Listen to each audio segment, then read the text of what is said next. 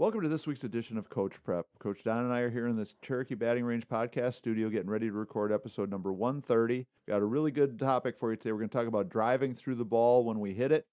Before we get into that, though, let's talk about our sponsors. First, the Anderson Bat Company. Everything Fast Pitch is very proud to have Anderson Bat Company as our presenting sponsor. Anderson Bat Company is using the latest and greatest bat technology to corner the market in the fast pitch world.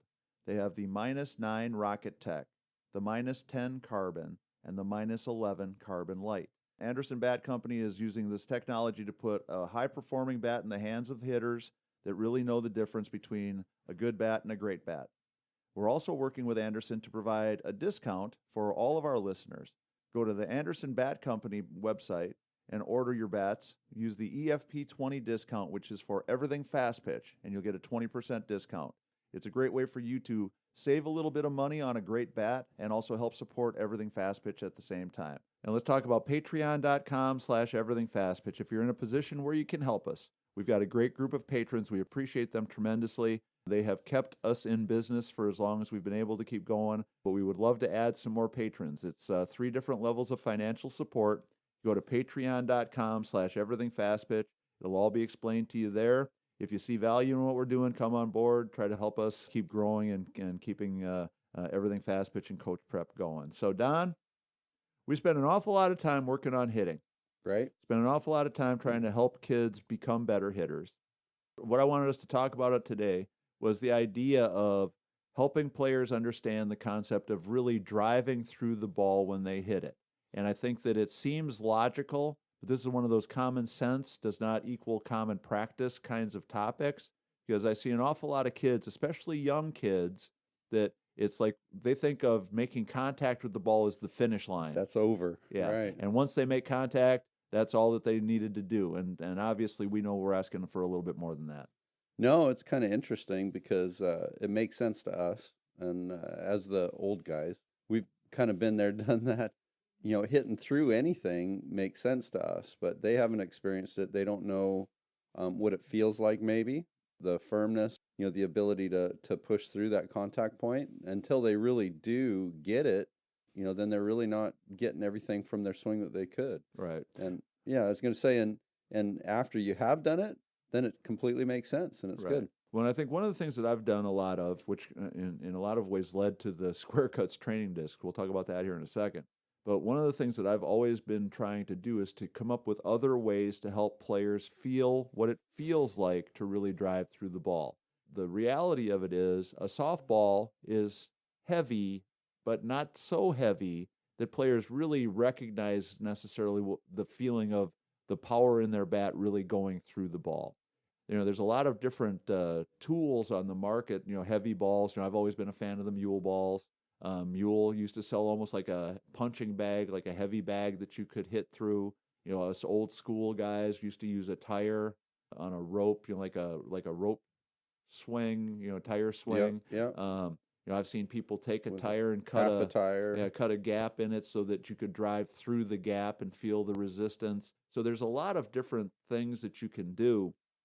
But I think the first thing to help players be better at driving through the ball is give them the experience of hitting some different types of things that give them different kinds of feel, different kinds of feedback. Yeah. So they start to understand that there's a difference. The one thing I will tell you, because this was really popular for a while, was like old volleyballs and old basketballs. Right. But with the younger players especially, make sure you let a little bit of air out. Yeah, for sure. I saw at a camp, They it was not one of my camps. Yeah, it was not one of my camps, but a camp that I was working at for another coach. They were using inflated basketballs, and a little 9 or 10-year-old girl hit it as hard as it could, and her bat spun right back around and hit her square in the forehead. Smacked her in the head. Yeah. So if a little bit of air out of the basketballs or volleyballs, so they don't have quite so much bounce back in them. But so anyhow, the different ideas for different tools, I think, is a great place to start. So I know we've used those clincher balls too, like the old Chicago style balls, and they just are a little bit more weighted. They're also too not going to beat up some of these expensive bats that everybody and they have buys some give to them. A little bit of give, but more resistance, I think, is the whole idea. And they're not going to go anywhere unless you get after it and you hit through them. Right. And I know that all those other ideas are great as long as I think you can continue and finish through with your swing. Right. If it doesn't stop you. Yeah, and your clincher balls, my mule balls, Yeah. both of those have enough give in them that almost you start to notice when players start to get this idea of driving through the ball. They can almost feel like their bat, like almost like digging in a little bit. It's like it's like it drives into the ball a little bit before the ball rebounds off of the bat. Absolutely. Versus a softball that's so hard it bounces off so quickly that they never Immediately. get that same kind of feeling. Mhm. But so I think those kinds of tools are a really good idea. I mentioned the Square Cuts training discs. One of the things that we wanted to do with the disc was to give a different surface that a player could feel and see. Because one of the things that I think is part of this problem is that players really do think they're driving through the ball, but they're really kind of hitting around the ball. Right. And when we're going around the ball, so this idea of squaring the ball up, let's just talk about that really quickly. The idea of squaring the ball up basically means that the face of the bat is perpendicular to the path of the ball when we make contact. So if the bat's going or the ball's going in a straight line from point A to point B, then when the bat makes contact with it, it's 90 degrees to that path. Then we know for sure that the bat is square At a 90-degree at angle. a 90-degree angle to the flight of the ball. Well, for so many of our hitters, even when the ball's on the tee, they never really get to that 90-degree angle. They're 60 degrees, they're 75 degrees, they're 40 degrees, they're 45 degrees. They're all different kinds of places. But yet when you hit a ball, the ball jumps off your bat, especially now because the bats are so high tech and everything else. It feels pretty good. Right. And it feels like, wow, I hit that ball really good. Right. I have one girl that I've been working with now that is really powerful, but she's struggling with this concept. And so she will hit a lot of inside pitches that she could be hitting like into the trees, like over the scoreboard, because her angle is not correct. She's getting like 3 hop base hits up the middle on balls that she should be banging in the gap for a double. And we keep working on it to try to help her understand it. We've been hitting the discs a lot because it's the one tool we have that can show her, this is the contact point. This is where you need to hit it to get 100% of your power to go into the ball. But that's just, kind of building on the idea of something different that you can use that's going to help players really see what we mean when we say driving through the ball. When we hit the Square Cuts training discs, we can tell whether we get backspin or topspin. Well, that's the same thing. The closer we are to the center line, the tighter the spin. The tighter the spin, more we're getting, the energy really going through the ball instead of kind of around the ball. Or I always talk about sliding off the ball. And when I think about kids that are really out and around the ball and hitting, the 75 degrees instead of 90, that a lot of that power is just kind of wasted. It's just kind of sliding off the ball instead of driving through it. And so I think that's all part of the whole problem of this feeling of driving through the ball. No, I think that's a really good way to explain it and to share with the athletes what we're looking for. And I guess and as you're saying that, I'm thinking in my mind there might be some listeners out there, Tori, that don't even know what the disc exactly looks like. But there is about a 1-inch high disc that has a flat side to it compared to a ball that has no flat sides to it. Right. So that flat side is what creates the feel or the concept of squaring it up and hitting center and creating a good contact point for whatever location pitch you're hitting. To describe that, where that flat section of our disc needs to match up with the flat, the right. length of the bat. Edge, the flat of the barrel should be matching up square to the edge of the disc, which is flat and not round like a ball. Right. Mm-hmm. Yeah, and so if you took the disc and rolled it on the floor, it would roll straight, like a tire, or anything like that. But that same idea, right? So that now we have a way to see what that 90-degree connection really is supposed to look like if we're flush, right? And then once players start to see that, then they start to connect the dots when they're hitting a softball or a mule ball or a clincher ball or whatever it is. That if I really want to drive through the ball, I have to, 1, understand the concept of what I'm supposed to be trying to do.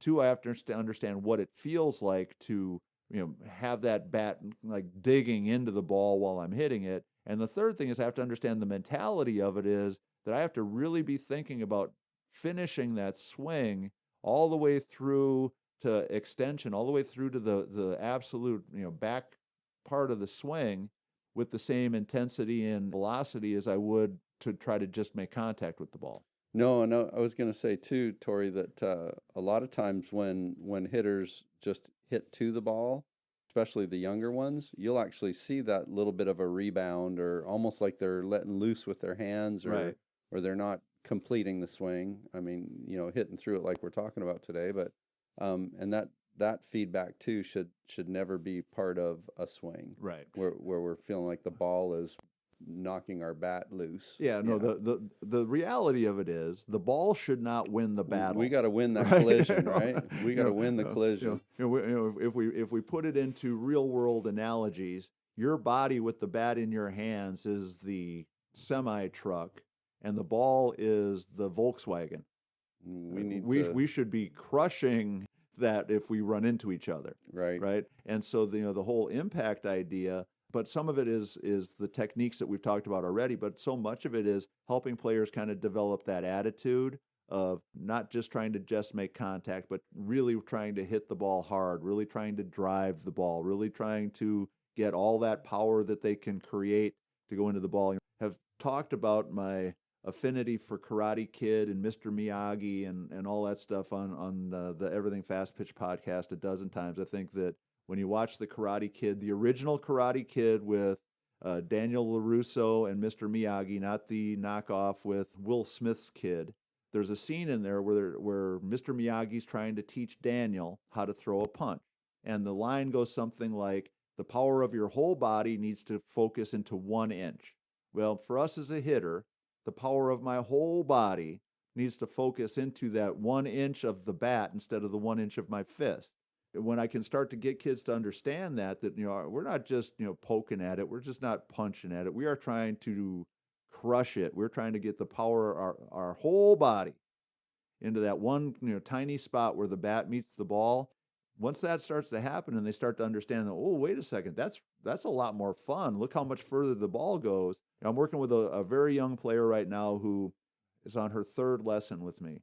I don't think she's, I mean, maybe swung a bat, maybe 20 swings in her entire life before she started. That makes it fun. I like that. Yeah. It was a lot, and it's a ton of fun because every time it's like this, gigantic light bulbs keep going off in her head.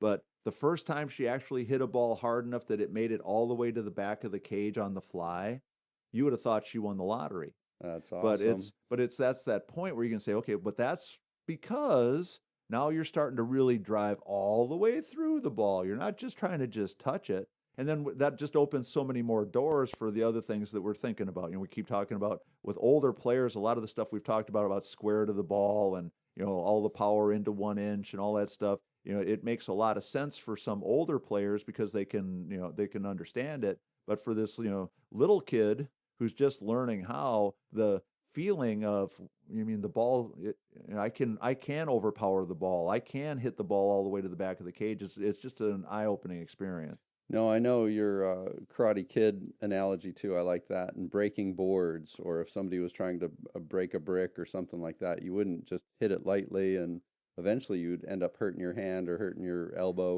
or fist. But when you do it proper, when you hit through it, you almost don't even feel it. It's so strong that you don't even feel it. And we'll have kids come and say, "Hey, I hit a home run on the weekend." I say, "How did that feel?" And she'll say, "I didn't even feel like I touched it.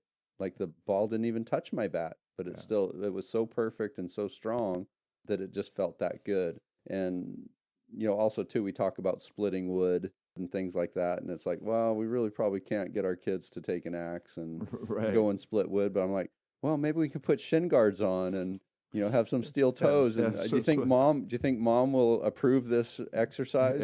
Swinging an axe. So, but when you try and split a log and your axe keeps getting stuck, it's a hassle to try and wedge that axe back out of that block of wood. But when you hit through it and both pieces go flying, it's like, wow, that was easy. I didn't even feel it. Yeah. Well, the analogy I use all the time, and I tell this to kids, is, I always look at them and say, "So have you ever been in a fight?" And 99% of them is always like, "Oh, no, no, no." And I said, "Well, I don't want you to get into a fight, but let me ask you this question: if you got into a fight, do you want to win it or do you want to lose it?" And they look at you for a second like, Well, obviously, I want to win it because I don't want to get my butt kicked.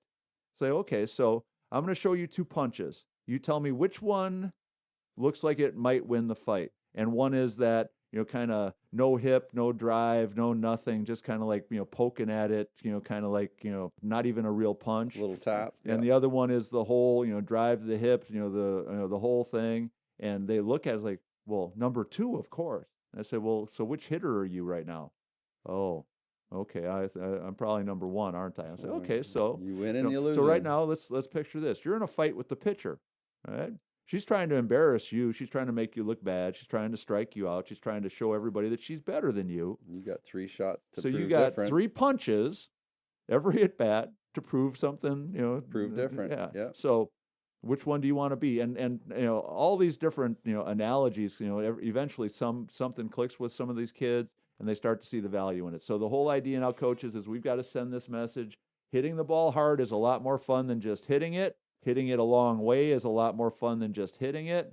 Having the bat get knocked out of your hands on a cold day because it's miserable outside and we're not driving the ball very well is really no fun at all. So let's kind of keep all those messages in mind when we're trying to help our kids understand this idea. Driving through the ball is what we're after.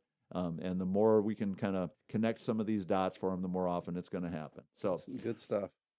Please make sure you check out our sponsors, Anderson Bat Company, and patreon.com/everythingfastpitch. Go to the fastpitchprep.com website to order your Square Cuts training discs. They're $49.95 a dozen, and will help you address this problem if you have players that you're working with that are struggling with it, I promise. And if you have any questions, suggestions, or ideas, reach out to us at everythingfastpitch@gmail.com and fastpitchprep@gmail.com. So for Coach Don McKinley, our producer Stan Lewis, this is Coach Torrey saying thanks for listening. We'll talk to you again next week.